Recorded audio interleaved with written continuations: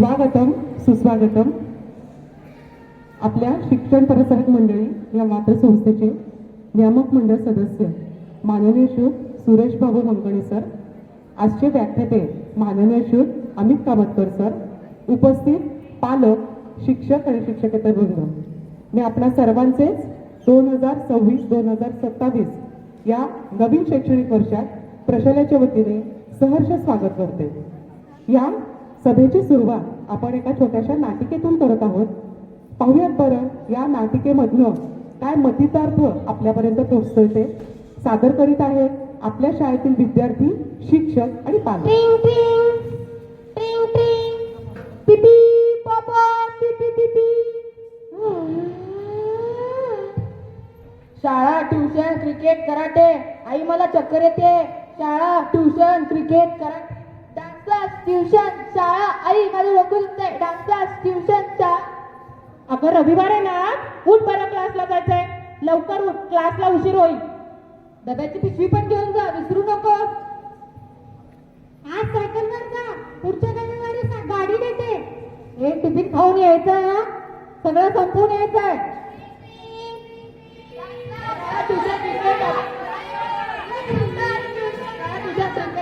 क्लासला जा, रविवार आहे. डब्याची पिशवी घेऊन जा.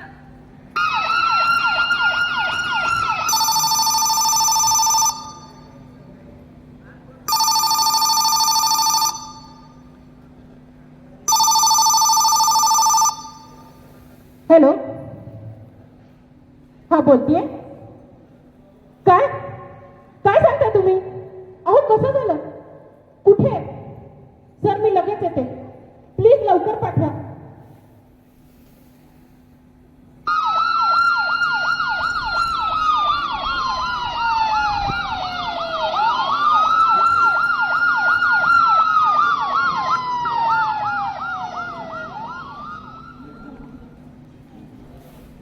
सुस्वागतम सुस्वागतम सुस्वागतम.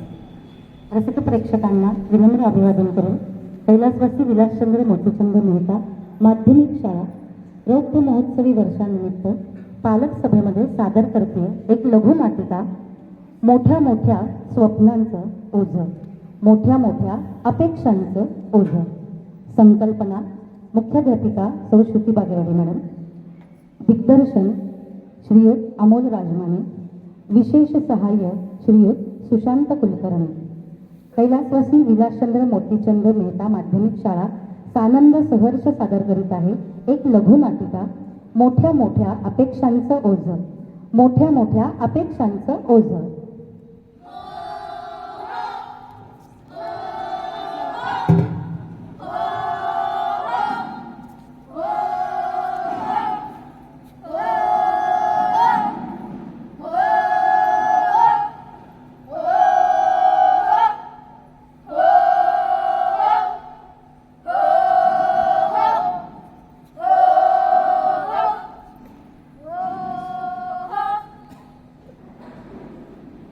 मुलं जन्माला येतात स्वप्न घेऊन.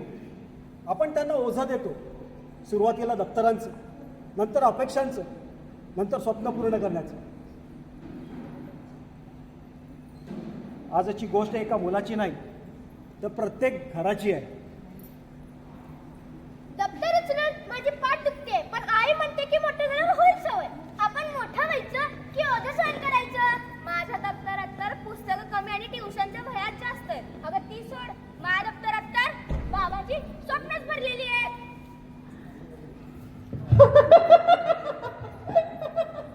काय गंमत आहे तरी, मज्जा आहे बघ सगळी. हे नाया, माझं सगळं वेगळं आहे बरं का गं. अगं माझ्या मुलाला काल स्मार्ट वॉच आणला होता आणि तो काल शाळेत घालून गेला होता, तर सगळेजण त्याच्याकडेच बघत होते म्हणे. हे तुझं सोड, माझ्या मुलाला नवीन स्कूल बॅग आणली आहे, ब्रँडेड, 12,000ची. अगं हो, मुलांकडे आता काय वेगळं आहे ना, यावरून तर त्यांची ओळख ठरते. आणि अभ्यास तो कधी होतो? तो होतो की ट्युशनमध्ये. अगं माझा मुलगा ना सकाळी शाळेत जातो, दुपारी गणिताच्या ट्युशनला जातो, संध्याकाळी इंग्रजीच्या तासाला जातो, रात्री सायन्सच्या ट्युशनला जातो आणि शनिवारी अबॅकसला जातो. रविवारी रोबोटिक्सच्या क्लासला जातो. म्हणजे मुलगा घरी कधी असतो? असतो की झोपायला. आमचा रोहन तर काल स्वतः बाईक चालवत ट्युशनला गेला होता. वा, किती स्मार्ट ना. स्मार्ट की धोकादायक? आपण ही बाईक चालवली, आपल्यालाही काही नाही होत, उगीच टेन्शन घेतली. काही नाही होत म्हणे. जोपर्यंत काही होत नाही तोपर्यंत सगळ्यांना वाटतं काही होत नाही. अगं चल ग, तू विनाकारण विचार करते. तू काळजी करत जाऊ नकोस बरं का. आता बघ क्लासची वेळ झाली असेल, मुलांना घ्यायला जावंच लागणार आहे. खरं शिक्षण शाळेमध्ये मिळतं की ट्युशनमध्ये? मलाही असं वाटतंय की आजकाल शाळा म्हणजे 2 ट्युशनच्या मध्ये असलेली एक जागा झाली आहे का? माझे बाबा म्हणतात शाळेत काही शिकवतच नाहीये. मग शाळेतले शिक्षक एवढा प्रयत्न कोणासाठी करतात? माझा तर 5 वाजता इंग्लिशचा तास, 6 वाजता सायन्सचा आणि 7:30 वाजता टेस्ट सिरीज. मग घरी कधी? झोपायला.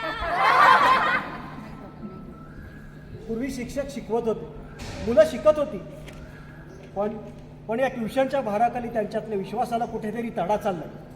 बघूया, ही मुलं मैदानावर गेली तर यांच्या पालकांच्या प्रतिक्रिया काय असतील.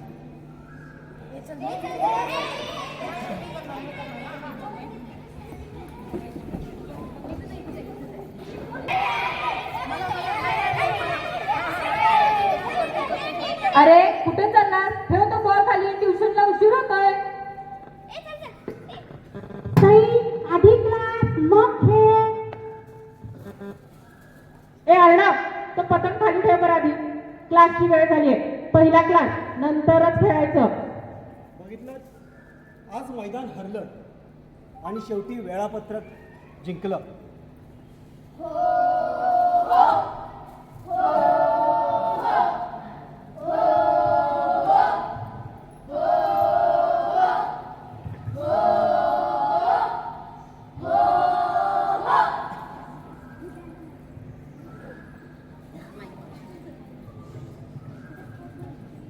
मॅडम थोडा वेळ आहे का? बोलायचं होतं. हा मॅडम, बोला की. मला एक प्रश्न पडलाय. मला जरा विद्यार्थ्यांसंदर्भात तुमच्याशी बोलायचं होतं. हा मॅडम, बोला की. काय म्हणताय? मुलांचं वर्गातलं वागणं बदलतंय असं तुम्हाला वाटतंय का हो? हा, तसं म्हणत असाल तर मलाही तसा अनुभव येतोय की अलीकडे ना मुलं वर्गात शिकवताना इतकी डिस्टर्ब असतात ना, आणि त्यांचं शिकवण्याकडे वर्गात लक्षच नसतं. म्हणजे देतात की नाही असं वाटतं त्यांच्या चेहऱ्याकडे बघितलं. बरोबर, मलाही हे जाणवतंय. कारण मुलं वर्गामध्ये अजिबात उत्तरं देत नाही. तो कितीही वेळा प्रश्न विचारा आणि त्यात प्रश्न विचारल्यानंतर सुद्धा उत्तरं देतात कधी कधी, तर ती मात्र ट्युशनच्या वयांमधली बघून उत्तरं देतात. असं जाणवतंय का तुम्हाला? अगदी बरं का. हे मात्र अगदी खरं आहे की असं झालंय ना की मुलांची मानसिकता होऊन गेलेली आहे की चला आता ट्युशन मध्ये हे सगळं शिकवलं जाणारच आहे, मग वर्गात कशाला लक्ष द्यायचं ना. तर ही मानसिकता आता मुलांची होत चाललेली आहे. बरोबर आहे. परवा तर माझ्या वर्गात एक मोठा प्रसंगच घडला हो. काय हो मॅडम? अहो, माझ्या वर्गातला तो रोहन आहे ना, तो स्मार्ट वॉच घालून आलाय वर्गामध्ये आणि सगळं लक्ष त्या स्मार्ट वॉचकडे. मी देवा. शिकवतीये, त्याच्याकडे अजिबात त्याचं लक्ष नाही. मी त्याला 2-3दा सांगितलं तरी पण त्याने माझ्याकडे दुर्लक्ष केलं. त्यात पुन्हा ते घड्याळ तो इतर 2-3 मुलांना दाखवायला लागला. त्यामुळे काय झालं, बघता बघता सगळा वर्ग डिस्टर्ब झाला. अरे सांगा बापरे. बरं आता शिक्षकांनी शिकवायचं कसं? बापरे, अवघडच झाले बाबा. मला तर वाटतं मॅडम तुम्ही की नाही रोहनला सरळ मुख्याध्यापिका मॅडमकडे घेऊन जावं. बरोबर आहे, मी तेच आणि करणार आहे. खरं सांगू का, आता ही सगळी परिस्थिती पाहता सतत असं मनात येत आहे ना की मुलांचं नेमकं ज्ञान वाढतंय की फक्त गुण.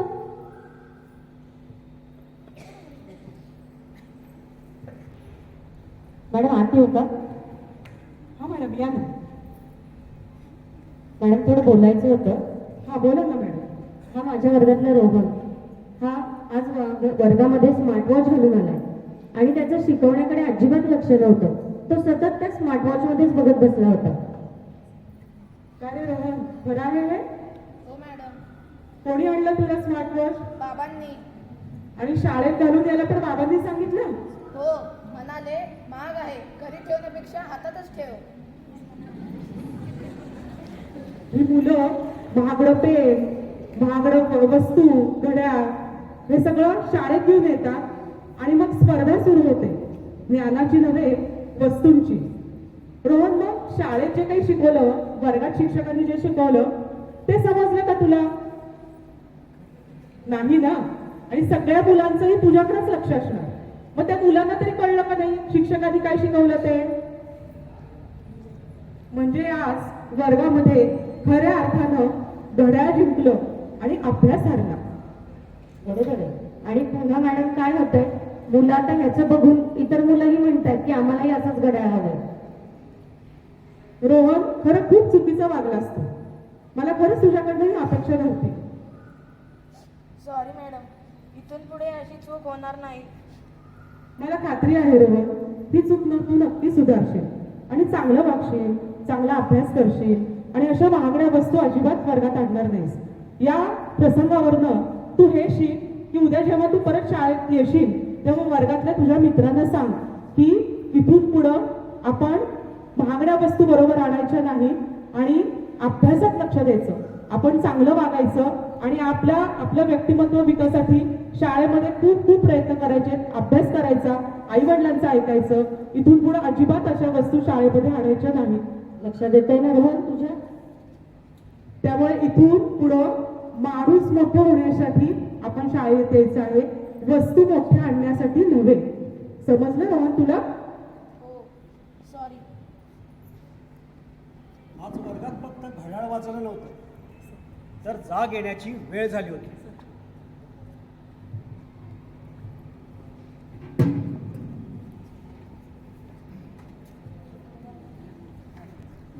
आर्यन, ए आर्यन, अरे चल बंटीच्या घरी जाऊया, डबल सीट. अरे पण तुझ्याकडे लायसन आहे का?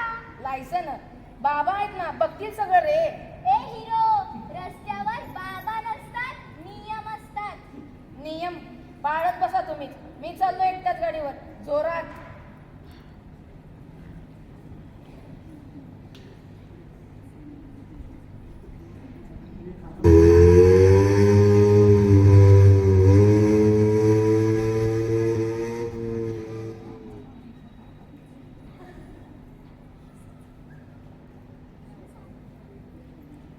काही वेग मंजिलीकडे नेतात, काही संकटाकडे. बघूयात आपण मुलांना विचारून त्यांना भविष्यात काय करायचंय ते. मला बाबांचं स्वप्न पूर्ण करायचंय. मला याचं स्वप्न पूर्ण करायचंय. माझं काय, आई बाबा जे म्हणतील तेच. आणि तू, अरे तू का बोलत नाहीयेस? हो,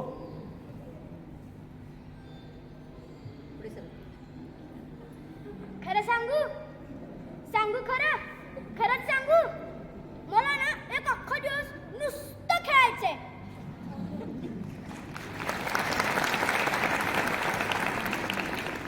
बघितलं, मुलांना स्वप्न विचारलं तर त्यांनी करिअर सांगितलं नाही, त्यांनी मागितलं ते बालपण.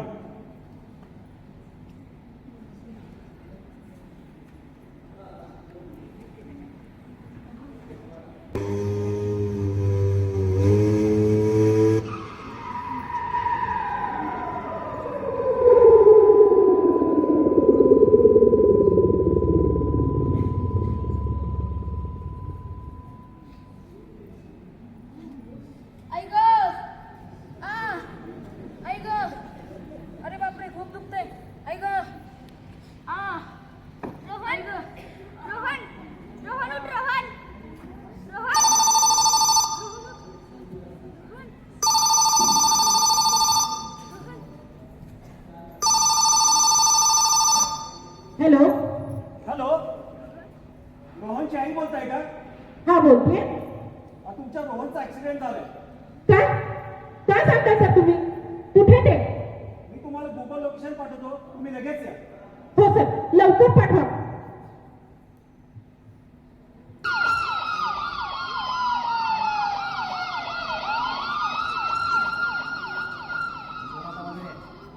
अरे मित्रांनो, कोणी आहे का? अरे मित्रांनो, या पटकन, कोणी आहे का? रोहन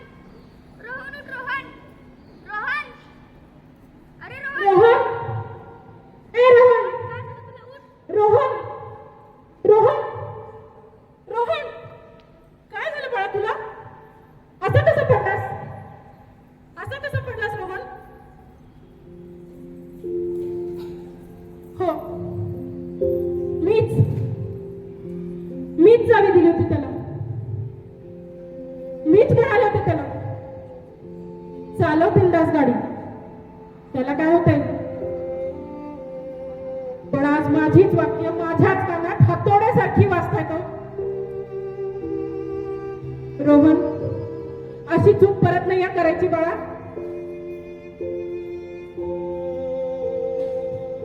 ही बॅग एवढी जड कशी काय झाली?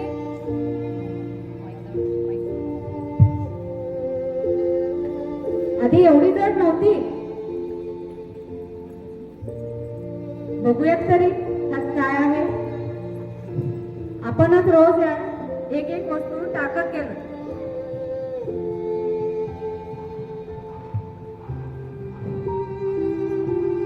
हे पुस्तक, हे केवळ पुस्तक नाही, ही आहे अपेक्षा.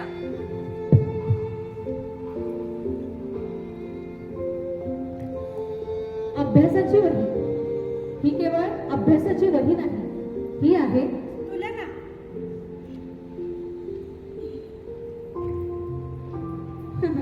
ट्युशनची वही. ट्युशनची सुद्धा वही दप्तर. ही केवळ ट्युशनची वही नाही, हा आहे शाळेवरचा अविश्वास.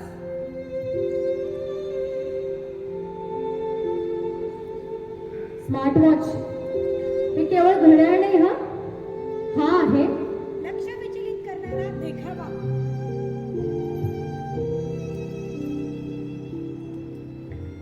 गाडीची चावी. ही केवळ चावी नाही किंवा स्वातंत्र्य सुद्धा नाही, ही आहे बेपर्वाई. आता बघा बरं, आता दप्तर हलकं झालं ना. हो, हलकं झालं आहे आता. ए मुलांनो, आता एवढं हलकं दप्तर चालेल का रे तुम्हाला? पालक हो, आम्ही शिक्षक मुलांना केवळ धडेच शिकवत नाही हो, मुलांच्या चेहऱ्यावरचं हसूही जपण्याचा आम्ही प्रयत्न करतो. शाळा ही ट्युशनची स्पर्धक नाही. शाळा ही मुलांच्या अभ्यासाची, आयुष्याची पहिली शाळा आहे. प्रत्येक मुलगा हा डॉक्टर होईलच असं नाही, प्रत्येक मुलगी इंजिनियर होईलच असं नाही, पण प्रत्येक मूल हे चांगला माणूस नक्कीच होऊ शकतो, जर आपण मुलांचं बालपण वाचवलं तरच तरच तरच. मला माझ्या पालकांना हे सांगायचंय की आम्ही कितीही महागड्या वस्तूंचा हट्ट केला तर तो हट्ट पुरवू नये, कारण त्यातूनच आम्हा मित्रांमध्ये स्पर्धा चालू होतात. हो रोहन, मलाही हे कळालंय की जर आपण शाळेत लक्ष दिलं आणि घरचा अभ्यास वेळेवर पूर्ण केला तर आपल्याला ट्युशनची गरजच पडणार नाही ना. मला माझ्या पालकांना हे सांगायचंय की शाळेतून घरी आल्यावर थोडा वेळ आम्हाला खेळायसाठी द्या. आणि मला माझ्या पालकांना हे सांगायचंय की रविवारचा तुमचा वेळ फक्त आम्हाला आमच्यासाठी हवाय. अगदी खरंय. पालकांना, आपण आपल्या अपेक्षा, आपली अपूर्ण राहिलेली स्वप्न उगाचच मुलांवरती लादत राहिलो. अरे पण त्यांच्या मनात काय चाललंय हे आपण कधीच जाणून नाही घेतलं.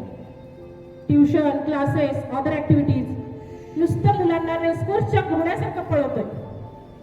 पण त्यांच्या मनाचा सुद्धा विचार करा. आता आपण सगळे पालक एक पाऊल पुढे येऊया आणि त्यांच्यावरच्या अपेक्षांचं ओझं कमी करूया. आणि सर्वात महत्वाचं म्हणजे त्यांचं न मिळणारं बालपण हे कायम आयुष्यभर जपूया.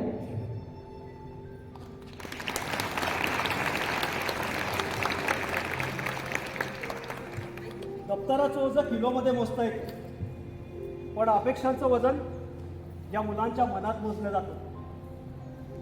दप्तर हलकं करणं सोपं आहे, पण अपेक्षांचं वजन हलकं करणं हीच खरी शिक्षणाची सुरुवात आहे.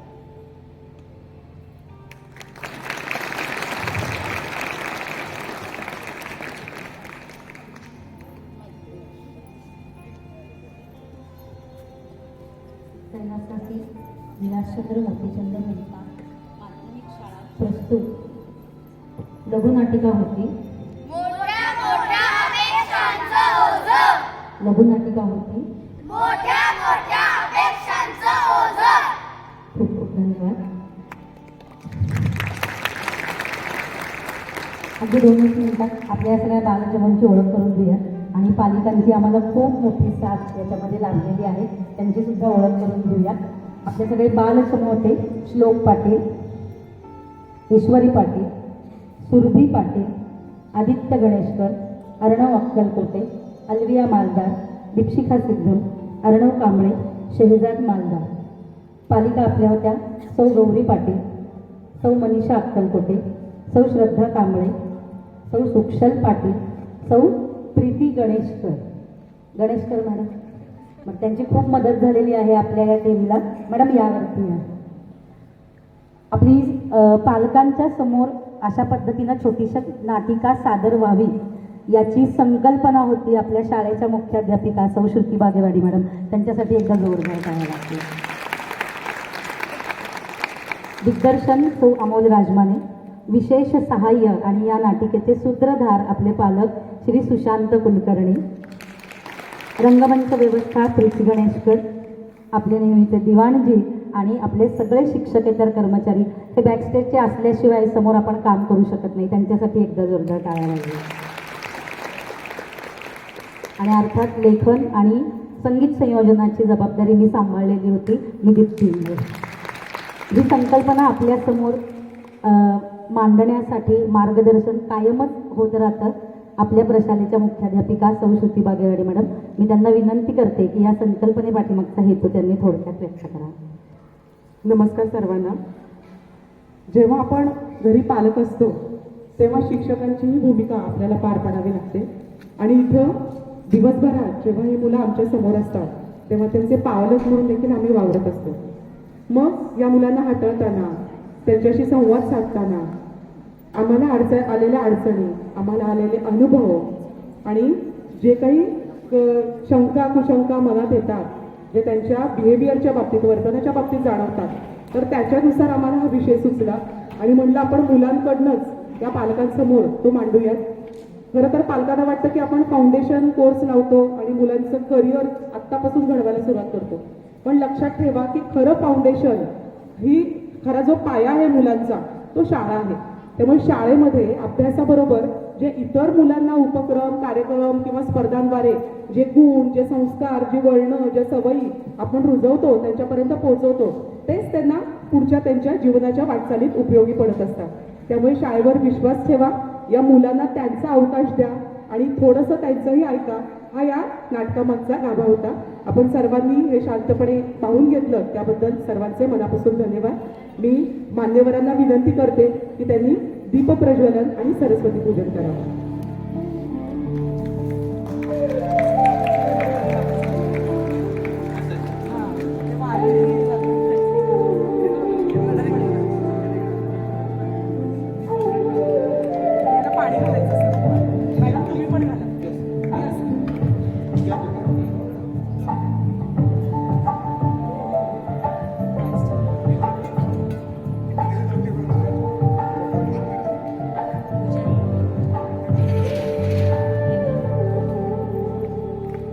नमस्कार सर्वांना. आपण दर वर्षाच्या शैक्षणिक वर्षाची सुरुवात ही पालक शिक्षक संघ कार्यकारिणी समिती स्थापनेने करत असतो. आपण सर्वजण पालक हे या पालक शिक्षक संघाचे सदस्य आहात आणि आपण पालक सभेमधून सगळ्या वर्गांच्या पालकांना हे आवाहन केलं होतं की त्यांना कार्यकारिणी समितीमध्ये सहभाग घ्यायचा असेल तर तसा अर्ज त्यांनी शाळेकडे करायचा आहे. आणि प्राप्त अर्जापैकी आम्ही लकी ड्रॉ पद्धतीने सदस्यांची निवड केलेली आहे. तर आता आपण या सदस्यांचा सन्मान करूया.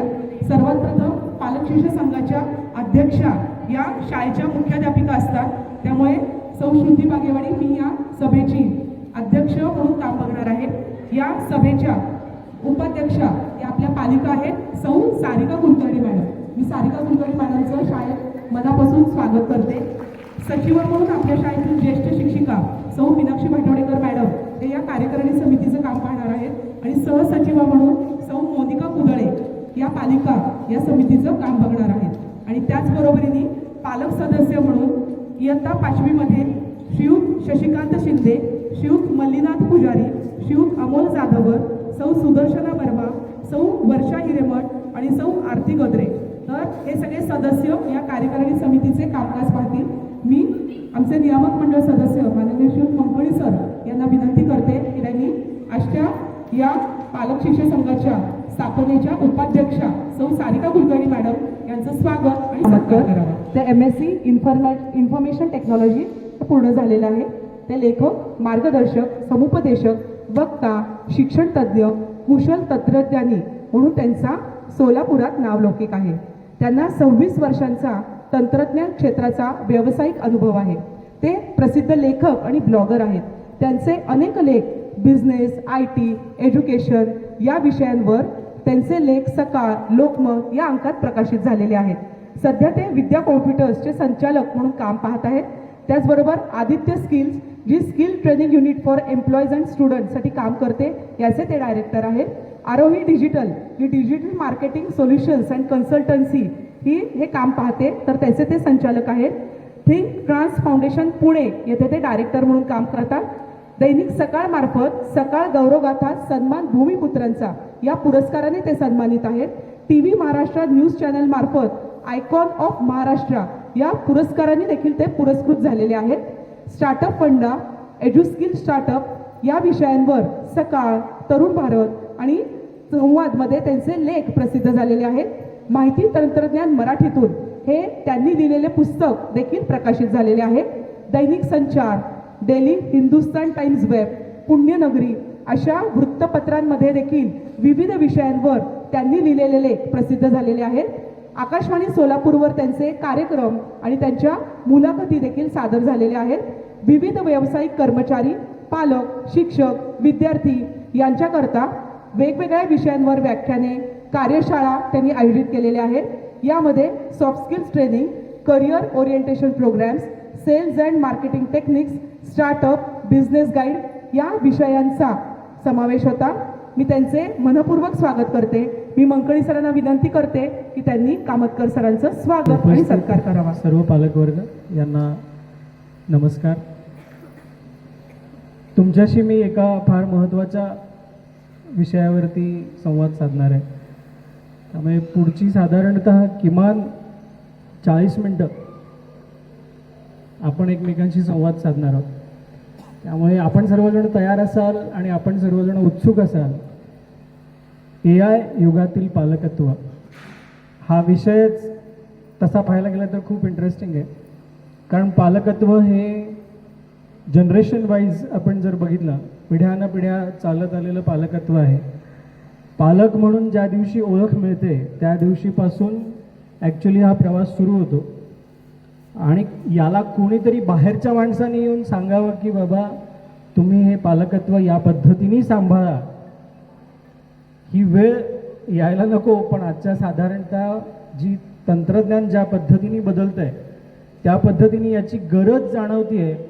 आणि म्हणून हा विषय पालकांशी संवाद साधावा की जेणेकरून 25वा वर्धापन दिन संस्थेचा आणि त्या माध्यमातून आयोजित केले जाणारे विविध उपक्रम आणि या उपक्रमांमध्ये असा एक विषय असावा की ज्याच्यामध्ये AI मध्ये पालकत्वाची जबाबदारी नक्की काय आहे हे आपण पालकांशी जर संवाद साधू शकलो तर मला असं वाटतं की काहीतरी चांगला त्याचा फायदा होईल. विद्यार्थी पण, पालक पण. असा विचार जेव्हा मी आदरणीय मुख्याध्यापिकांना सांगितला त्यावेळेला त्यांनी मला सांगितलं की विषय चांगला आहे, आपण हा विषय घेऊयात. आणि मला वाटतं की आज त्याच अनुषंगाने आपण सर्वजण इथे भेटलेलो आहोत. आत्ताची जी लघुनाटिका सादर झाली ही लघुनाटिका तसं पाहायला गेलं तर खूप वेगवेगळ्या विषयांवरती त्यांनी प्रकाश टाकायचा प्रयत्न केला आहे. जुळे सोलापुरामधला ज्या रोडनी आपण आत्ता आलात आतमध्ये, तो रोड हा संध्याकाळी 6 वाजल्यापासून 8 वाजेपर्यंत रोड रॅशचा रोड म्हणून ओळखला जातो. ज्याच्यावरती असाच आत्ता जो रोहित होता तो जसा ॲक्सिडेंट झाला त्याचा म्हणून त्यांनी दाखवलं, अगदी त्याच पद्धतीचे विविध प्रकारचे ॲक्सिडेंट्स त्या रोडवरती होतात की जो शिवदारे कॉलेजपासून दावतपर्यंतचा जो रोड आहे हा अगदी त्याच पद्धतीचा रोड आहे की जिथे अशा प्रकारचे ॲक्सिडेंट्स होतात.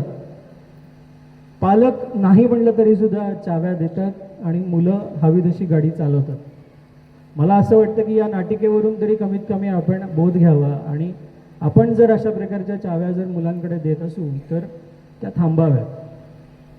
कारण हा सगळा पूर्ण प्रवास होत असताना आजपासून, म्हणजे मी आज तुमच्याशी बोलतोय म्हणून मी आजपासून असं म्हणतोय, आजपासून तुमच्या घरामध्ये एक पाहुणा जो तुम्ही निमंत्रित केलेला नाही आहे, पण एक पाहुणा तुमच्या सोबत राहणार आहे. आणि हा फक्त सोबत राहणार नाही आहे, तर हा तुमच्या मुलांच्या आयुष्यामध्ये सुद्धा त्यांनी तिथे एंट्री ऑलरेडी केलेली आहे. फक्त त्याची जाणीव जी आहे ती आता व्हायला चालू होणार आहे. हा पाहुणा तुम्हाला खायला काही मागणार नाही. हा पाहुणा तुम्हाला जागा द्या म्हणणार नाही. हा पाहुणा तुम्हाला कुठल्याही प्रकारचं सकाळी ब्रेकफास्ट पाहिजे, संध्याकाळी जेवण पाहिजे, अमुकच एखादी गोष्ट पाहिजे याच्यासाठी हट्ट करणार नाही. पण तो तुमच्या घरामध्ये असणार आहे. तो कोण आहे?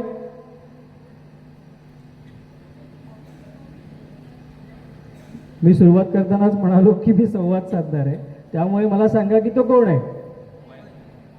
मोबाईल तर झालाच, पण त्याच्या अनुषंगाने येणारा जो AI हा जो शब्द आहे, AI म्हणजे ॲक्च्युली खरं आपण त्याचा थोडा मराठी अपभ्रंश करायचा प्रयत्न केला तर आय म्हणल्यासारखं आपण त्याला म्हणूयात. पण प्रत्यक्षात हा तुमच्या मुलासोबत असणार आहे. बऱ्याच पालकांशी जेव्हा आपण बोलतो तेव्हा ते पालक असं म्हणतात की आपल्याला काही त्यातलं कळत नाही बाबा, आपल्याला त्यातलं काही माहीत नाही. आमचा मुलगा मात्र खूप छान मोबाईल वापरतो, खूप छान कम्प्युटर वापरतो. पण हा खूप छान वापरतो म्हणजे नक्की काय करतो हे कधी इथं बसलेल्या पालकांपैकी कोणी बघितलंय का? की तो नक्की काय करतो? हे तो गेम खेळतो का? तो व्हॉट्सअप खूप छान मेसेज फॉरवर्ड करतो का? तो खूप छान यूट्यूब बघतो म्हणून आपण असं म्हणतो की नाही तो खूप छान मोबाईल ऑपरेट करतो म्हणून? आपण काय गोष्टीवरून ठरवतो की तो खूप छान ऑपरेट करतो? याचं काय म्हणजे मूल्यमापन कसं आहे? असं आहे का की आपण अजिबात काहीच वापरू शकत नाही पण तो वापरतोय म्हणजे याचा अर्थ तो सगळं जे काही करतोय ते योग्यच करतोय असं त्याचं मूल्यमापन आहे का? कारण अनेक पालक असं भेटल्यानंतर सांगतात की आमच्या मुलाला मोबाईल ऑपरेटिंग खूप छान आहे, त्याला इंटरेस्ट आहे. पण इंटरेस्ट आहे म्हणजे नक्की काय? कोडिंगमध्ये इंटरेस्ट आहे का त्याला डेव्हलपमेंट करण्यामध्ये इंटरेस्ट आहे? बरं, असे प्रश्न विचारले की पालक म्हणतात अरे असलं काही माहीत नाही हो, हे काहीतरी तुम्ही वेगळंच सांगताय. तुम्ही आम्हालाच डिस्करेज करायला लागलात की अरे आमचं पोरगं तर एवढं कौतुकाला आम्ही कौतुक करतो एवढं त्याचं, आणि तुम्ही आम्हाला उलटे प्रश्न विचारताय. तुम्ही काही चांगले नाही आहेत, चला दुसरीकडे जाऊयात, हे शटर बंद, दुसरीकडे जावा. ही मानसिकता आहे. कारण आपण एवढे दिवस काय करायचो, शाळेमध्ये सुद्धा बघा, तुमची शाळा असेल, माझी शाळा असेल किंवा इथल्या सगळ्या शिक्षकांची शाळा असेल, जेव्हा केव्हा 25 वर्षापूर्वी इंटरनेट नावाचा एक विषय पुढे आला त्यावेळेला झालं असं की गुगल नावाची एक संकल्पना आली आणि जे काही तुम्हाला हवं आहे हे तुम्हाला लागलीच त्या गुगलवरती मिळतं. म्हणून मग छोटे छोटे प्रोजेक्ट्स करण्यासाठी म्हणून आई, खास करून आई काय करायला लागली तर ते गुगलवरती सापडतं पटकिनी आणि ते सापडून झालं, त्याचं कॉपी पेस्ट केलं की प्रोजेक्ट तयार, त्याची एक डिझाईन झाली तयार, सबमिट. मॅडमनी खूप कौतुक केलं, टाळ्या वाजवल्या, छान. कॉपी पेस्ट हे कल्चर जे चालू झालं ते आजपर्यंत चालूच आहे. ह्याच्यात स्वतःची निर्मिती, स्वनिर्मिती असा काय प्रकार आहे का? तर नाही आहे. आता त्याच्यापेक्षा भयंकर परिस्थिती आली आहे. गुगलमध्ये निदान कमीत कमी ते रिझल्ट दिसल्यानंतर एवढं तरी करावं लागत होतं की कुठलं मला हवंय हे तरी कमीत कमी निवडावं लागत होतं. आता परिस्थिती अशी आली आहे की त्या जीपीटीला विचार की तो सांगतो, उत्तर पण देऊन टाकतो. मग उत्तर दिलं की घे, कॉपी कर, पेस्ट कर, वर्डची एक फाईल तयार कर, मायक्रोसॉफ्ट वर्ड आलं तुला, संपलं. आता काही दुसरीकडे कुठे जायची गरज नाही, काही नाही, यायला लागलं सगळं. पण कॉपी पेस्ट या कल्चरमध्ये आपण खरंच मुलांची जी क्रिएटिव्हिटी आहे, मुलांची जी विचार करण्याची क्षमता आहे, त्या क्षमतेला मारत तर नाही आहोत. कारण साधं सोपं उदाहरण बघा की जिथे गुगलमध्ये आलेला रिझल्ट हा मला ठरवावा लागायचा, निर्णय घ्यावा लागायचा की अरे हे उत्तर बरोबर आहे का, मी जे हुडकतोय त्याच्या अनुषंगाने ते बरोबर आहे का, हे मला ठरवावं लागायचं. आज मला ते ठरवावं लागत नाही आहे. मग याचा अर्थ असा आहे का की ते GPT जे उत्तर देतं ते 100% बरोबर आहे? इथे बसलेले किती पालक असे आहेत की जे GPTचा उपयोग करतात? हातवरती करू शकतो आपण की आम्ही GPTचा वापर करतो.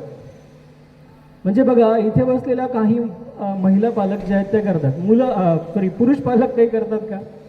पुरुष पालकांमध्ये फक्त 2-3 जण हात वर आहेत की जे बाकीचे कोणी करत नाही. कदाचित करत असतील, पण असं एक असतं ना की आता काहीतरी प्रश्न विचारतील, बाबा नकोच तयार, हात वरती करायला नको.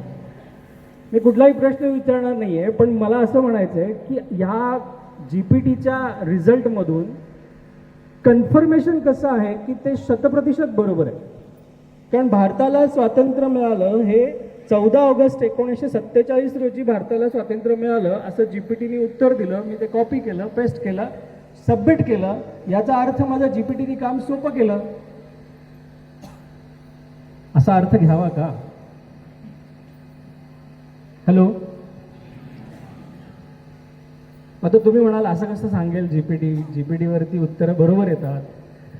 अहो, पण GPT स्वतःच सांगतं की त्याची जर बॉटम लाईन तुम्ही पाहिली तर सगळ्यात शेवटी त्याने सांगितलेलं असतं की GPT कॅन मेक मिस्टेक, असं सांगितलेलं असतं तिथे.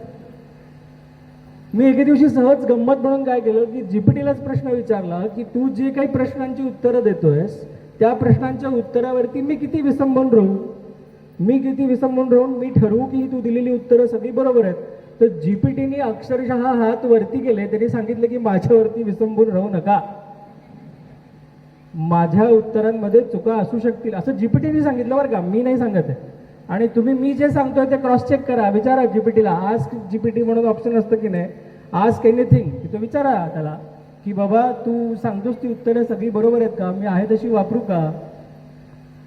मग हे सगळं चालू आहे काय नक्की? तर हे सगळं जे चालू आहे हे डेटा या आधारावरती चालू असलेलं सगळं प्रकरण आहे की जे सुरुवातीला सांगत होतं की गुगल सर्च केल्यानंतर काही निर्णय घ्यायचे, आता GPT सांगायला लागले की सगळं मी जे सांगतो ते वापर, ज्याचा इनडायरेक्ट जो परिणाम आहे तो विद्यार्थ्यांच्या विचारशक्तीवरती होतोय, विद्यार्थ्यांच्या क्रिएटिव्हिटीवरती होतोय. म्हणून मग GPT वाईट आहे का? ते नाहीच वापरायचं का? मी असं अजिबात सांगत नाही. कारण अनेक वेळा मी जेव्हा आजकाल AIचं मार्गदर्शन करायला म्हणून जातो तेव्हा माझ्या पहिल्या 5 ते 10 मिनिटांमध्ये मी हेच बोलतो की बाबा रे, तुमची क्रिएटिव्हिटी घालवू नका, AI वरती त्या GPT वरती विश्वास ठेवायच्या भानगडीत पडू नका, तुमच्या क्रिएटिव्हिटीला चालना देत राहा.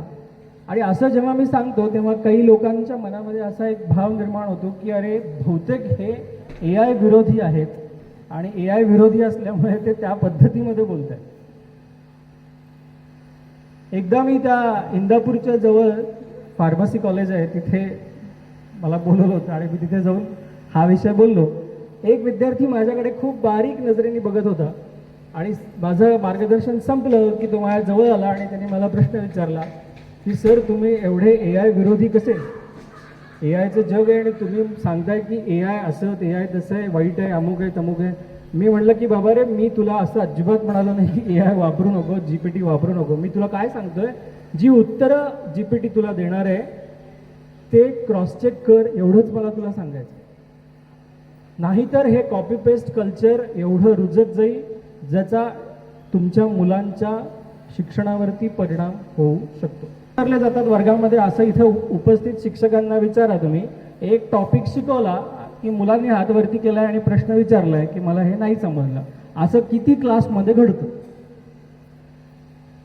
शिक्षक आहे तिथे, शाळेतल्या शिक्षकांनी सांगावं की असं सगळ्या क्लासमध्ये घडतं आणि त्याचं पर्सेंटेज 80-90% आहे की मुलं हात वरती करून लगेच म्हणतात की हा प्रश्नाचं उत्तर काय.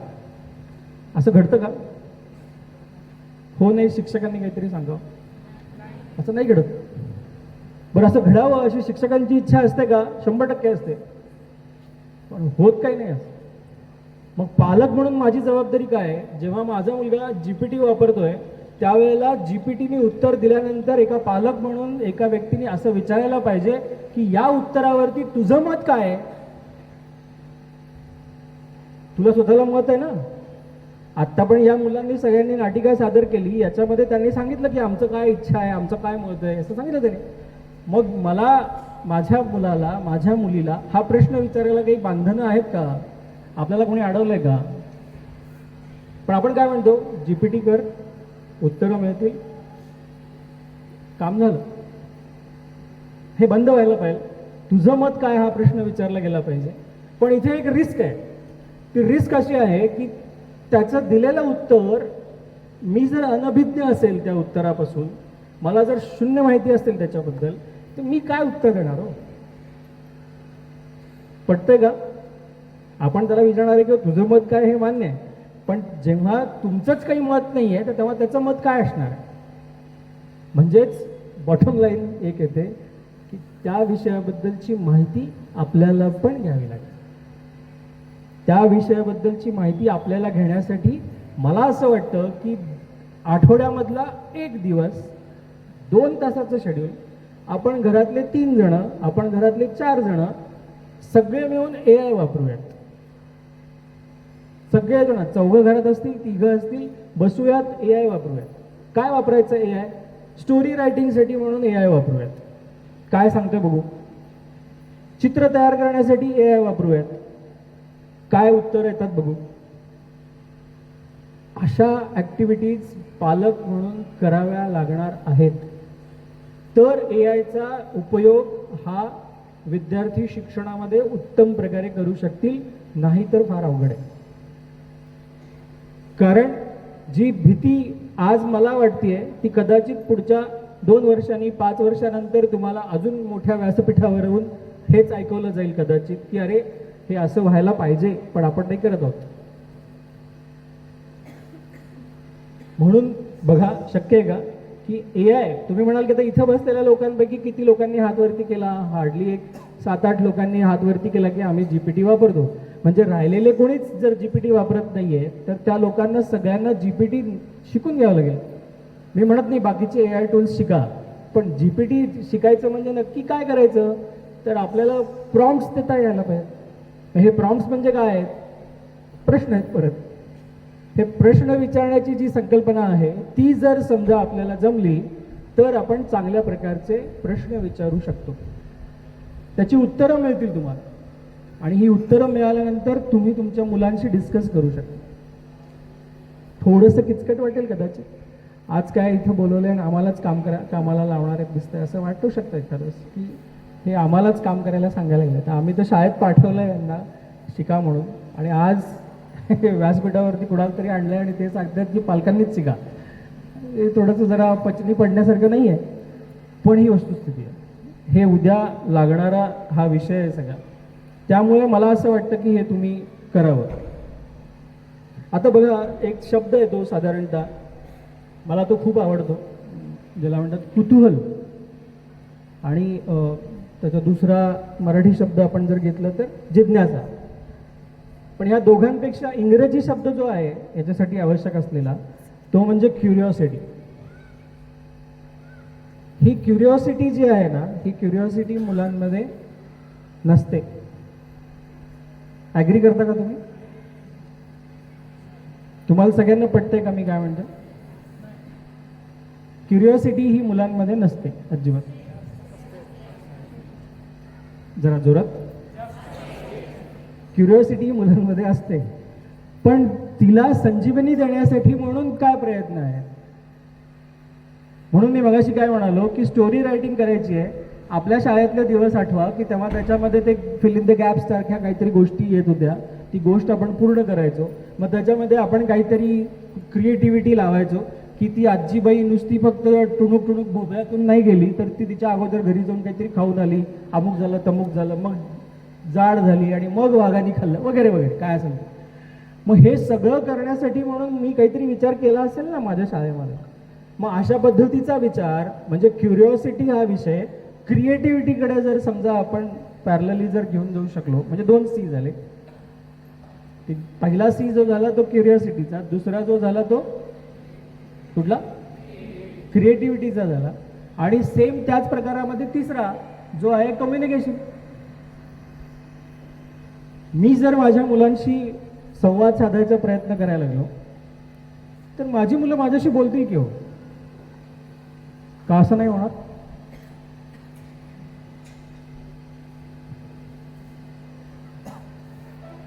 ही शांतता खूप उत्तर देते.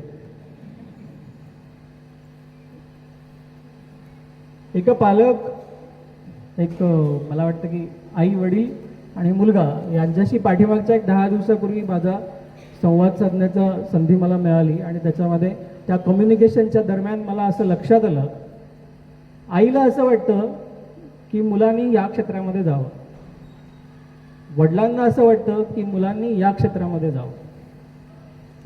म्हणजे आई आणि वडील हे दोघे सुद्धा एका पेजवरती नाही आहेत.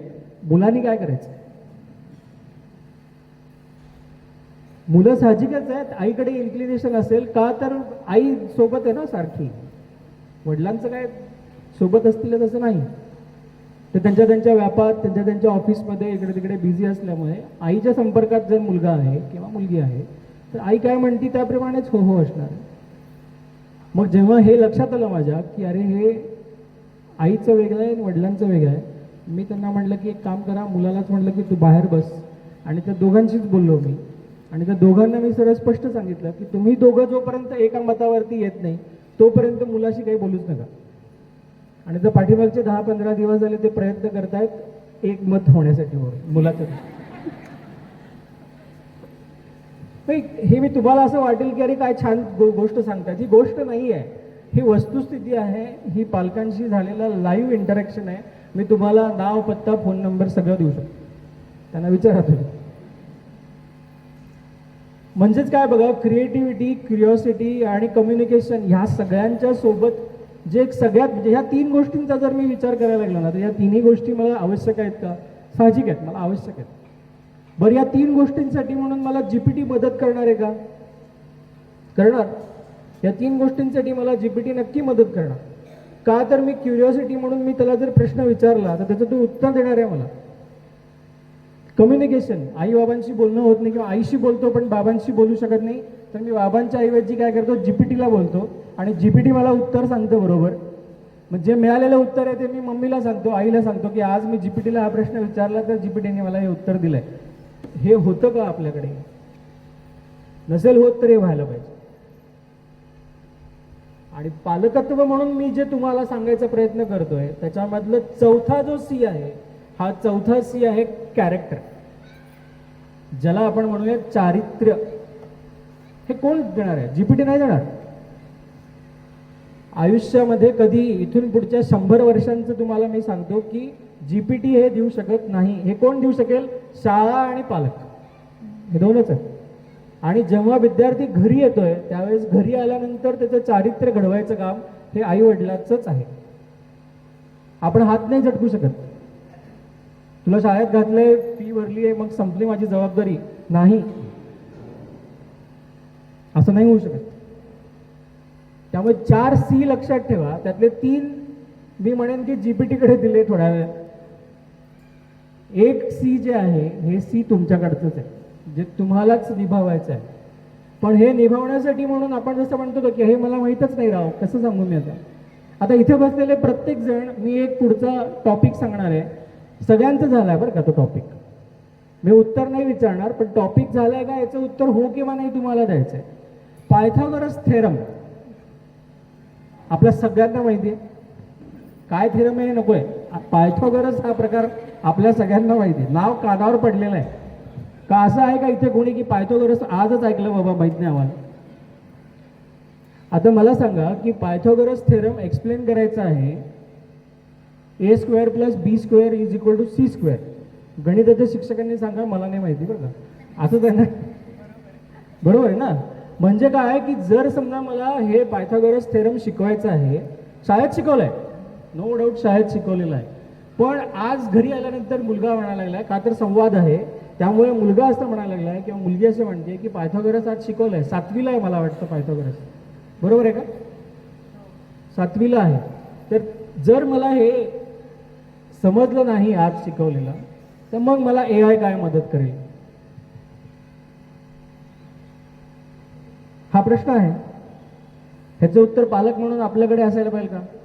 तर दुपारची सगळी कामं झाली की आपल्याकडे वेळ आहे, आपल्याकडे वेळ आहे, आपण त्या GPT-कडे, स्मार्टफोन सगळ्यांकडे आहे, त्यामुळे स्मार्टफोनकडे आपण जर प्रश्न विचारला की मला पायथागोरस थेरम मला माझ्या मुलाला शिकवायचं आहे किंवा मला मदत करायची आहे मुलाला शिकण्यामध्ये, तर मी काय करू? मराठीमध्ये विचारा, मराठीत सांगेल उत्तर. तुम्ही म्हणाल की अरे यार हे परत तसंच झालं, आपल्यालाच कामाला लावायला लागलं.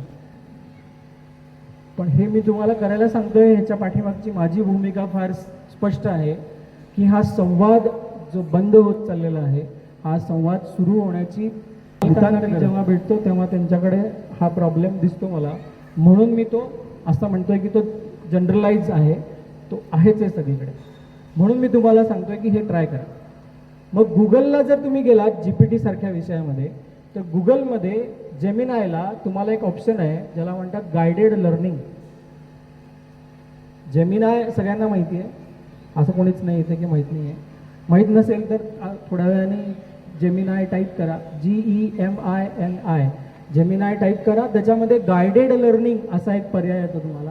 त्या गायडेड लर्निंगला जावा आणि पायथागोरस थेरम म्हणून टाका, तो तुम्हाला पायथागोरस थेरम शिकवेल. आणि गंमत तुम्हाला अशी वाटेल की पुस्तकामध्ये जे उदाहरण दिलेलं आहे, शिडी कशी लावायची या भिंतीला, त्याचं प्रॅक्टिकल कसं करता येईल हे सुद्धा ते एक्सप्लेन करून सांगतं. आणि त्याच्यामधून मला स्वतःला पण समजेल, मी 7वीत शिकलेलं, आज खूप वर्ष झाली शिकून, मलाही कळेल की बाबा पायथागोरस थेरम नक्की काय. हे करावं लागेल का? 100% करावं लागेल. कारण आपल्या सगळ्यांचीच स्वप्न अशी आहेत की माझा मुलगा इंजिनियर व्हावा, माझा मुलगा डॉक्टर व्हावा. स्टेजवरून किती जरी छान डायलॉग मारले ना आपण की सगळेच डॉक्टर होत नसतात, सगळेच इंजिनियर होत नसतात, तरीसुद्धा इथे बसलेल्या 90%पेक्षा जास्त पालकांची इच्छा अशीच आहे की आपल्या मुलांनी कम्प्युटर इंजिनियर व्हावं आणि 60 लाखाच्या पगाराची नोकरी करावी. मी चुकीचा असेल तर हातवरती करा, तुम्ही चुकीचा आहात म्हणून. एक जण आहे अजून सुद्धा एकच जण आहे, त्यांच्यासाठी टाळ्या वाजवा. सर काय नाव? डॉक्टर बालाजी राजपूत सरांसाठी टाळ्या वाजवा, कारण त्यांना नाही वाटत असं. कोण आहे? हा, तुमचं काय नाव आहे?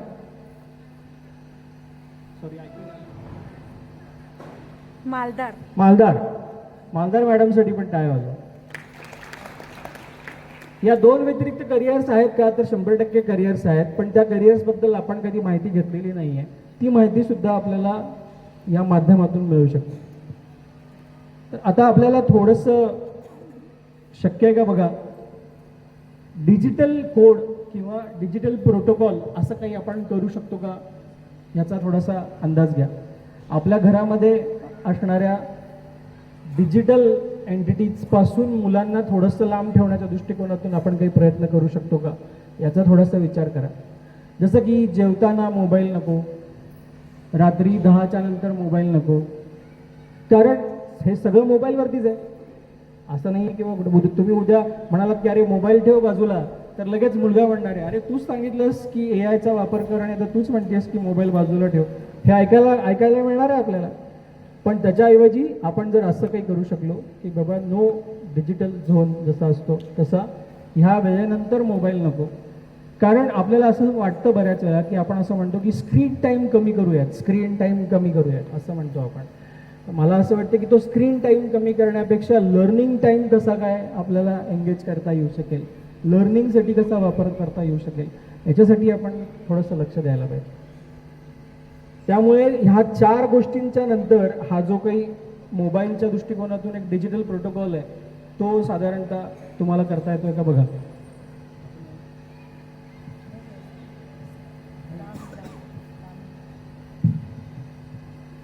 बोलू ना थोडंसं पुढे का, कारण तुम्ही सगळे भारतीय बैठकीमध्ये आहात, कदाचित पाय दुखू शकतात आणि सवय नसते त्यामुळे कदाचित होऊ शकतात. तसा हात लगेच वरती करा की आता बास थांबा म्हणून. पण मला थोडंफार समजतं की बाबा आता थांबण्याची गरज आहे, तेव्हा मी स्वतःच थांबतो. तुम्ही म्हणायची वेळ येणार नाही याची खात्री देतो. थोडक्यात काय बघा की AI चा जो काही वापर आहे, हा AI चा वापर करण्यासाठी घाबरू नका, हा पहिला सगळ्यात महत्त्वाचा नियम आपण करूया. दुसरं, मुलांसोबत AI शिकूयात. मुलं जे काही आत्ता AI करतायत ना, बसूयात आपण त्यांच्यासोबत आणि त्यांच्यासोबत बसून AI शिकूयात. मग AI मध्ये आपल्याला ग्रॅफिटीसारखा एक अचानक ट्रेंड येतो आणि मग कुणीतरी म्हणतं की अरे तुम्ही तुमचा फोटो अपलोड केला का, तुमचा अपलोड केला की तुम्हाला बघा ग्रॅफिटी दाखवतं, तुम्ही कसे दिसता. हे बंद करा, असलं काहीही करू नका. स्वतःचं पर्सनल इन्फॉर्मेशन, पर्सनल फोटोज अजिबात शेअर करण्याच्या भानगडीमध्ये पडू नका. मुलांनाही ते सांगा. आता मगाशी नाटिकेमध्ये एक कॉल आला की तुमच्या मुलाचा ॲक्सिडेंट झाला आहे म्हणून. तर अशा प्रकारचा कॉल हा उद्या AI पण करू शकतो तुम्हाला, की ज्याच्यामध्ये तुमचे व्हॉइस मॉड्युलेशन्स हे कॅप्चर करून तुमच्या आवाजामध्ये बोललं जाऊ शकतं. तर त्या केसमध्ये असे येणारे जे कॉल्स असतात अनवॉन्टेड कॉल्स, त्या अनवॉन्टेड कॉल्सपासून सावध राहा, की बाबा तिथे आपला आवाज रेकॉर्ड करून त्याचे सॅम्पल्स तयार करून तुमच्या आवाजामध्ये पण कॉल येऊ शकतो. कदाचित हा प्रकार तुमचा मुलगाच किंवा तुमची मुलगीच तुम्हाला एके दिवशी ऐकू शकते. असं जर घडलं तर सावध व्हा आणि त्याच वेळी त्यांना सांगा की हे वापर चुकीचे आहेत, हे करू नका. म्हणजे जसे डूज आहेत तसेच डोंट्स पण आहेत. चांगल्या गोष्टी जशा आहेत तशा वाईट गोष्टी पण आहेत. हे सगळं करत असताना अजून एक गोष्ट जी कमी होती आहे ती म्हणजे वाचन. वाचनाची आवड निर्माण करणं आणि वाचनासाठी प्रवृत्त करणं याच्यासाठी सुद्धा GPT तुम्हाला मदत करू शकतो. की जसं की तुम्ही कुठलाही एखादा टॉपिक जर त्याला सांगितला तर तो ती सगळी माहिती दाखवणार आहे. मी मगाशी पण बोललो बघा की कॉपी पेस्ट हे कल्चर आपल्याला थांबवायचं आहे. तर ते कॉपी पेस्ट न करता ते वाचून झालंय का याच्याकडे आपण थोडंसं लक्ष देऊया. पुस्तकांकडे आपल्याला मुलांना वळवता येईल का, पुस्तकांशी संवाद साधता येईल का, याच्यासाठी म्हणून पण आपल्याला जाणीवपूर्वक प्रयत्न करावे लागतात. हे वापरायचं नाही आहे अशातला मुद्दा नाही आहे, हे वापरायचं आहे, पण सत्सद विवेक बुद्धीला स्मरून आणि सत्सद विवेक बुद्धीने वापरायचं. त्यामुळे या गोष्टींकडे आपण थोडंसं लक्ष देऊया. आपण सगळेजण संस्कार हा जो एक शब्द आहे खूप छान गोंडस शब्द आहे की आपण आपल्या मुलांना संस्कार दिले का, तर ते संस्कार देण्याचं काम GPT करू शकणार नाही. जसं मगाशी मी म्हणालो की चारित्र्यासाठी म्हणून GPT नाही आहे, आईवडीलच आहेत. तसंच सेम संस्कारासाठी सुद्धा आईवडीलच आहेत. ती जबाबदारी तुमचीच आहे. हे सगळं करत असताना जेव्हा तुम्ही AI वापरताय तेव्हा सर्वस्वी त्याच्यावरती अवलंबून राहू नका. आपल्याला काही जमलं नाही तर लगेच तेच वापर, हे नको, हे टाळा. हे याच्यासाठी म्हणून काय बघा, एक साधा सोपा पाथ जर तयार केला तर बघा हे कसं सोपं होऊ शकतं. पहिली गोष्ट काय, शाळेत वर्गात शिकवलं आहे, आपल्याला नाही समजलं, उद्या शिक्षकांना उद्या शिक्षकांना भेटल्यानंतर त्यांना विचार. जर शाळेची स्ट्रक्चर जर असं असेल की शनिवारचा दिवस हा त्या गोष्टीसाठी असेल तर शनिवारी तिथं जावं, शिक्षकांशी बोलावं. शिक्षकांनी जर एक्सप्लेन केलं, नाही समजलं तर परत एकदा शिक्षकांना विचारावं. आणि त्याच्यानंतर पण जर नाही समजलं तर मला असं वाटतं की आईनी किंवा वडिलांनी ज्यांना शक्य आहे त्यांनी मी मगाशी म्हटल्याप्रमाणे प्रयत्न करावा, मुलांसोबत बसावं आणि या गोष्टी शिकवायचा प्रयत्न करावा. अर्थात थोडा वेळ आपल्याला स्वतःसाठी द्यावा लागेल. तरी पण नाही समजलं तर परत शिक्षकच आहे की जो शिक्षकच याच्यामध्ये तुम्हाला मदत करणार आहे. शिक्षकाला पुढच्या अनेक वर्षांमध्ये सबस्टिट्यूट कोणीच येणार नाही, किती जरी तंत्रज्ञान प्रगत झालं तरी सुद्धा. त्याच्यामुळे आपल्याला AIचा वापर टाळायचा आहे का, तर अजिबात नाही. AI वापरायचं आहे, पण सत्सद विवेक बुद्धीला स्मरून वापरायचं. या सगळ्यांसोबत मगाशी नाटिकेमध्ये पण सांगितलं की मुलांना आपल्याला माणूस म्हणून घडवायचं आहे, यंत्रवत नाही करायचं त्यांना. की मला ह्या प्रश्नाचं उत्तर नाही मिळत आहे, GPT ह्याचं मिळत नाही आहे, GPT स्किल्स पाहिजेत, GPT होणार नाही. आपल्याला त्याला बेस्ट ह्युमन बिईंग असं जर समजा आपण म्हणालो त्याला, तर त्याच्यासाठी काय आवश्यक गोष्टी आहेत हे पालकांचीच जबाबदारी आहे. त्यामुळे अशा काही गोष्टी आहेत की ज्या मला वाटतं की तुम्हाला सर्वांना फॉलो करता येऊ शकतील. आणि शेवटचा जो टप्पा आहे त्याच्यामध्ये जेव्हा जेव्हा आपण AIचा वापर करतो तेव्हा एक शब्द तुम्ही कदाचित मला वाटतं की त्या न्यूज चॅनल्समध्ये किंवा पेपरमध्ये वगैरे तुम्ही वाचला असेल की एक डीप फेक असा एक शब्द कदाचित तुम्ही ऐकला असेल असं वाटतं मला, की ज्याच्यामध्ये तुमच्या फोटोला बऱ्याचपैकी मॉडिफाय केलं जातं आणि काहीतरी वेगळंच दाखवलं जातं. तर हे का घडतं? तर हे घडण्यापाठीमागचं कारण असं असतं की आपण आपला डेटा जो आहे हा आपण शेअर करतो. अनावधानाने का होईना तो शेअर करतो. आपला पर्सनल डिटेल्स आपण शेअर करतो. आत्ता सगळं जे काही तंत्रज्ञान चालू आहे हे सगळं याच भोवती फिरत आहे आणि याच भोवती सगळीकडनं कलेक्शन चालू आहे. एक गंमत म्हणून एक प्रयत्न करून बघा की सहज एके दिवशी तुमच्या त्या GPT मध्ये जा आणि तुमच्या परिचयाच्या व्यक्तीबद्दल माहिती विचारा. तुमच्या कुठल्याही परिचयाच्या व्यक्तीबद्दल माहिती विचारा, तुम्हाला सांगेल तो GPT माहिती सांगेल. थोड्या वेळाने काय करा, स्वतःबद्दल प्रश्न विचारा. तुमचं नाव टाका आणि विचारा की बाबा मी कोण आहे, असा प्रश्न विचारा. तो सांगेल मला नाही माहिती तुम्ही कोण आहे. जे याचा अर्थ काय आहे की आपण आता त्याला काय करूयात, त्याच चॅट स्ट्रीममध्ये आपण त्याला सांगूयात की मी ह्या मुलाची ह्या मुलीची आई आहे आणि माझा मुलगा किंवा माझी मुलगी ह्या इयत्तेमध्ये शिकते, असं आपण आता सांगूयात आणि परत थोड्या वेळानंतर प्रश्न विचारूयात मी कोण आहे. आता तो तुम्हाला उत्तर देईल. तुम्ही वरती सांगितल्याप्रमाणे तुम्ही ह्या मुलाची ह्या मुलीची आई आहात. कळतंय काय व्हायला लागलं? हे आपणच सगळ्या गोष्टी ज्या आहेत, ज्या दिलेल्या आहेत, ज्या सांगितलेल्या आहेत त्याच सगळ्या रिटर्न येत आहेत. फक्त आणि फक्त एवढाच विषय आहे की ते विस्तृत स्वरूपामध्ये विखरलेल्या स्वरूपामध्ये होतं. हे सगळं समोर यायला लागलं आहे, ज्याच्यामुळे साईड इफेक्ट्सकडे लक्ष देण्याची गरज वाटते. तर मला असं वाटतं की या नोटवरती आणि एक सुजाण नागरिक आणि एक चारित्र्यवान व्यक्ती जर आपल्याला घडवायचं असेल तर AIला आपला सहकारी, बघा वाक्य काय आहे, AIला आपला सहकारी म्हणून घेण्यामध्ये अजिबात अडचण नाही. पण माझ्या मुलाला चारित्र्यवान, सजग, सुजाण करायची जबाबदारी ही AIचीच आहे, AIनीच करावं असं होणार नाही. ती जबाबदारी पालक म्हणून आपलीच आहे, ती आपल्यालाच पार पाडावी लागेल. या नोटवरती मी आजचा जो मला दिलेला वेळ आहे त्या वेळेमध्ये मी आजचा सेशन मी कन्क्लूड करतो. मला आशा आहे की तुमच्या काही प्रश्नांची उत्तरं मी या वेळेमध्ये देऊ शकलो असेल आणि खास आज तुमच्या सर्वांशी संवाद साधण्याची संधी शाळेने आणि व्यवस्थापनाने मला दिली, त्याबद्दल मी शाळेचे, व्यवस्थापनाचे, शिक्षकांचे आणि सर्व कर्मचाऱ्यांचे या ठिकाणी आभार व्यक्त करतो. आणि आपल्या सर्वांचे आभार की पाठीमागची जवळपास 40 मिनटं झाली तुम्ही संवाद साधण्याच्या दृष्टिकोनातून सर्वजण अलर्ट आहात. मी काय सांगतो याच्याकडे लक्ष देत आहे. त्यामुळे तुम्हाला सर्वांना तुमच्या पाल्यांची, तुमच्या मुलांची, मुलींची काळजी आहे हे तुम्ही दाखवून दिलं, त्याबद्दल तुमचे आभार. मी इथेच थांबतो. Thank you. Madam Amakar is also probably my student only. हे विषय ChatGPTचा भरपूर वेळी चर्चा झालेली आहे. ते आवाज ऑडिओबल आहे ना, या लागले ना, थोडं वर जवळ आता ऐकू यायला लागलं सगळ्यांना.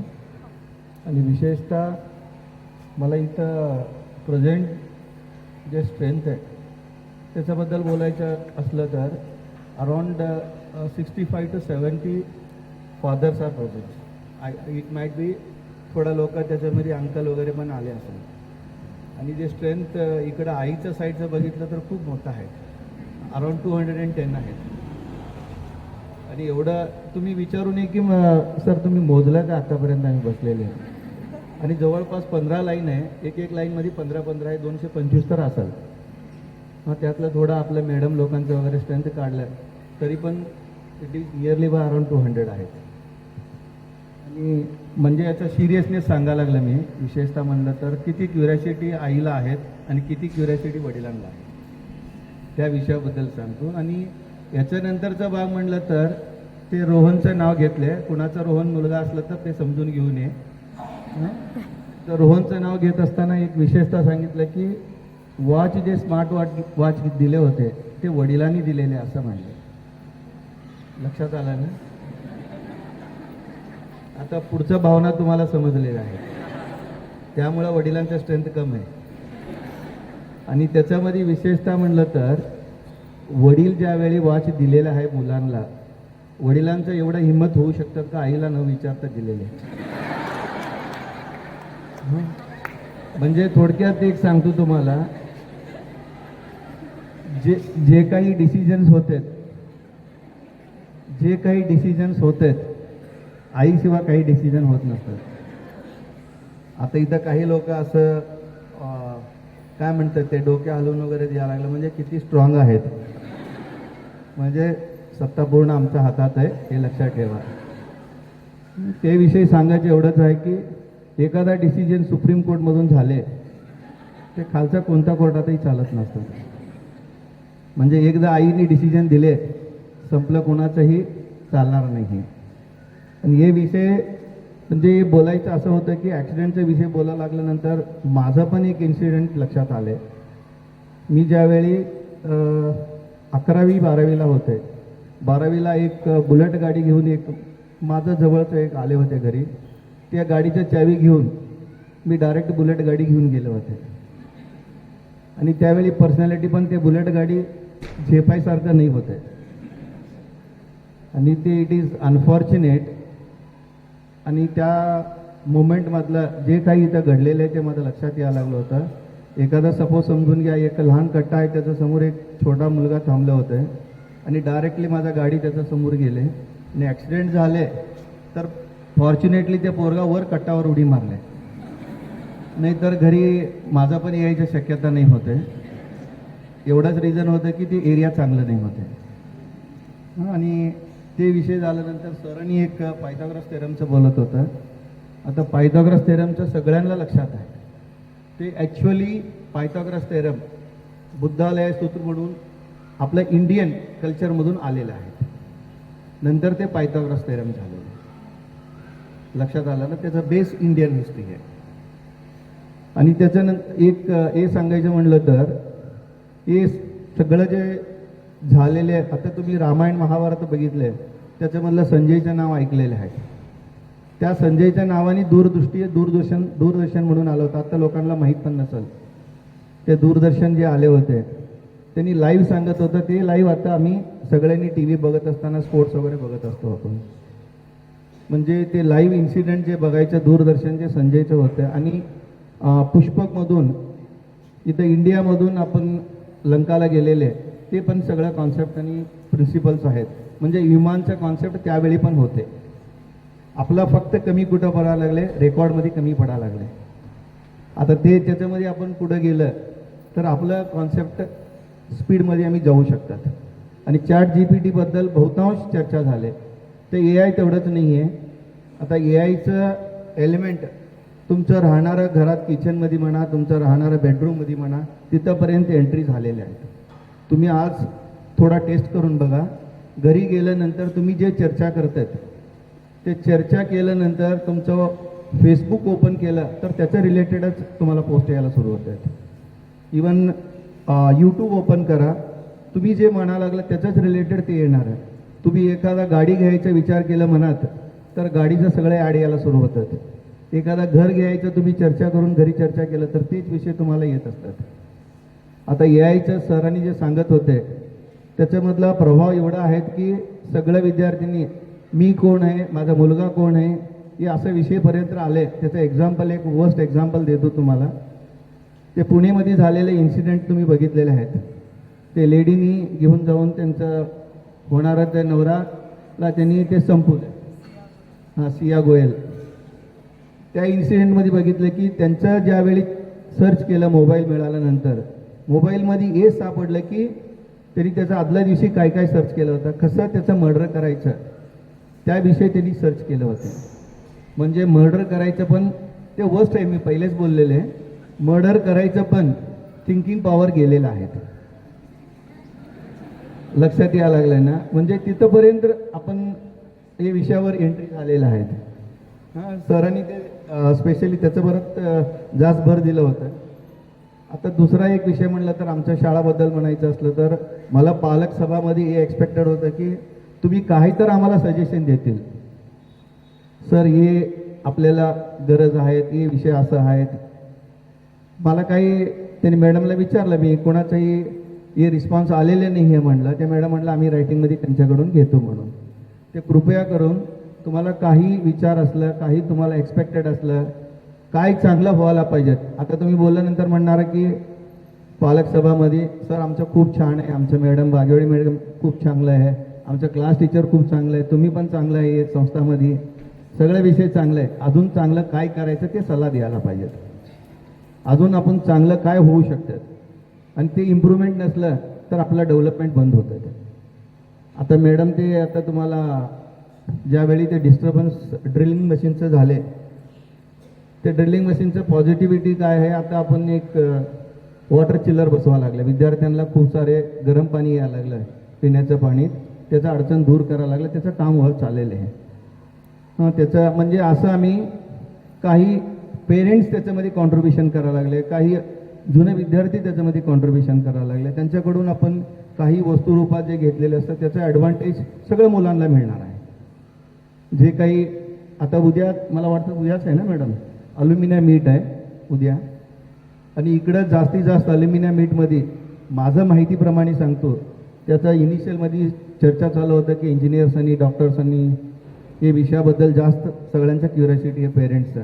माझा मुलगा इंजिनिअरिंग होऊ दे, डॉक्टर होऊ दे, अदरवाईज ॲडव्होकेट होऊ दे, असं सगळं विचार आहे. तुम्हाला एक माहितीसाठी सांगतो, आपल्या संस्थामधलंच एक जे स्कूल आहे सगळ्या सोलापुरामध्ये सगळ्यात जुनं स्कूल जे आहे हरिभाई देवकर्णे स्कूल, त्याच्यामधलं सोलापूर रूल करणारं जे काही लोक आहे सगळं हरिभाईचे विद्यार्थी आहे. तुम्हाला आश्चर्य वाटेल, आत्ता सिटिंग 18 कॉर्पोरेटर्स हरिभाईचे विद्यार्थी आहेत. म्हणजे लक्षात घ्या, सोलापूर सिटी रन करणारे लोक हरिभाईचं आहेत. मग तसं त्याचं ॲडमिनिस्ट्रेशनमध्ये पण मग बघितलं तर असं असलेले तहसीलदार हरिभाईचे विद्यार्थी आहेत. आणि इथं पण खूप सारे मॅडमकडून मला इनपुट्स मिळालेले आहे, ते आपले विद्यार्थी कुठं कुठं लेवलपर्यंत गेलेले वगैरे आहेत. तसं सर्वांचं मुलं चांगलं करू दे, आपलं शुभेच्छा आहेत. आणि त्याच्याबरोबर आमचं स्कूलचं नाव तुमचं मुलामुळं आलं तर आम्हाला तुमच्यापेक्षा जास्त आनंद आहे. त्यासाठी जे काही इथं नाटक झाले दाखवले, नाटक झाले म्हटलं तर थोडं चुकीचं वाटेल. माझा एक please you try to understand my language in Marathi is a little bit difficult. Communication मला थोडा, कालच एक घटना झाला, एक मॅडमने मला फोन केलं होतं, मी इथं मेहता स्कूलमधून घरी चाललो होतं. मी त्यावेळी मॅडमला मी कन्वे केलं की मेहता स्कूलमधून आत्ता मेहता स्कूलमध्ये होतं असं काहीतरी एक मराठीत मी बोलले. माझा मिसेस बाजू बसली होती, त्यांनी म्हटलं तसं नाही बोलायचं, ते फिमेलचं वर्ड होतं तुम्ही. हां, आणि हे भावना सगळ्यांना माहिती झालेली आहे, माझं लँग्वेजचं कन्स्टेंट असल्यामुळं. हां, ते विषय तुम्हाला सांगायचं म्हटलं तर असं सर्वांचंही मुलं आपलं शाळेचं नाव होण्यासारखं त्यांनी इथं चांगलं अभ्यास करू दे, ही आमच्याकडून शुभेच्छा आहे. तुम्ही कधीही काही कामाचं बद्दल वगैरे असलं तर मला तुम्ही जस्ट एक मेसेज टाकला तरी ते काम होतील. मला फोन करायचं पण गरज नाही, मेसेज टाका, मी तुमचं काम करतो. आणि सगळ्यांनी मिळून काम करायचं आहे, सगळ्यांनी हे भावना ठेवावे. आणि काही एखादा आपल्या पिऊन्सकडे म्हणा, आपल्या क्लरिकल डिपार्टमेंटकडे काही चूक झालं तर तुम्ही पण थोडा सहन ठेवत जावं आहे. कुणालाही एकदम आरोगंटली बोलू नये. का बरं, त्यांनी कोणत्या मूडमध्ये असतात काही माहिती नसतं. आणि त्या एखाद्या वेळी ते असं असतं की क्लर्कला आमच्या मॅडमनी झापलं असेल, हां, ते रागात असलं, तुम्ही त्याच वेळी तिथे गेलं तर तुम्हाला बोललं तर पण तुम्ही समजून घ्यायचं, मिळून काम करायचं आहे. कुणाचंही कंप्लेंट कमीत कमी येऊ दे असलं अपेक्षा आहे. आणि सगळ्यांना शुभेच्छा देऊन इट इज एंडिंग टाईम. थोडा पेशन्सने ऐकल्याबद्दल तुम्हाला सगळ्यांना धन्यवाद. थँक्यू. विद्यार्थी सर्वगुण संपन्न होण्यासाठी, त्याच्या व्यक्तिमत्वाचा विकास करण्यासाठी शाळा, घर, पालक, शिक्षक या सर्वांचाच समविचार आणि सहविचार असणे फार गरजेचे असते. बदलत्या आव्हानांना तोंड देत आपल्याला एक सक्षम पिढी घडवायची आहे. हाच एक हेतू समोर ठेवून आजची ही पालक सभा आयोजित केलेली होती. आजच्या आपल्या या पालक सभेसाठी प्रमुख वक्ते म्हणून लाभलेले माननीय श्रीयुत अमित कामतकर सर यांनी आपल्याला बहुमोल असं मार्गदर्शन केलं आहे, ज्याचा आपल्याला आपल्या मुलांना घडवताना निश्चितच उपयोग होईल. सर आज येथे वेळ काढून उपस्थित राहिले त्यासाठी त्यांचे मी शाळेच्या वतीने मनापासून आभार मानते. आमचे नियामक मंडळ सदस्य माननीय श्रीयुत सुरेशबाबू मंकणी हेही आज येथे उपस्थित राहिले आणि त्यांनी आपल्या सर्वांनाच मार्गदर्शन केलं, यासाठी त्यांचेही मी शाळेच्या वतीने आभार मानते. त्याचप्रमाणे यंदा नवनियुक्त पालक शिक्षक संघाच्या उपाध्यक्षा माननीय सौभाग्यवती सारिका कुलकर्णी याही येथे उपस्थित राहिल्या, म्हणून त्यांचेही शाळेच्या वतीने मी आभार मानते. आज येथे जी नाटिका सादर झाली त्या नाटिकेमध्ये सहभागी असलेले पालक, पालिका, विद्यार्थी या सर्वांचेच शाळेच्या वतीने खूप खूप आभार आणि मनापासून कौतुक. त्याचप्रमाणे येथे उपस्थित सर्व शिक्षक, शिक्षकेतर वृंद, आमच्या शाळेचे मुख्याध्यापिका माननीय सौभाग्यवती श्रुती वाघेवाडी ज्यांच्या संकल्पनेतनं आज ही नाटिका सादर झाली आणि पालकसभा संपन्न झाली, त्यांचेही मी मनापासून आभार मानते. त्याचप्रमाणे आम्हाला इथे उदंड प्रतिसाद देणारे आमचे सर्व सजग असे पालक वर्ग आणि शिक्षक, शिक्षकेतर वृंद येथे उपस्थित राहिले, त्यामुळे त्यांचेही मी शाळेच्या वतीने आभार मानते आणि संयोजकांच्या परवानगीने हा कार्यक्रम इथे संपन्न झाला असं जाहीर करते.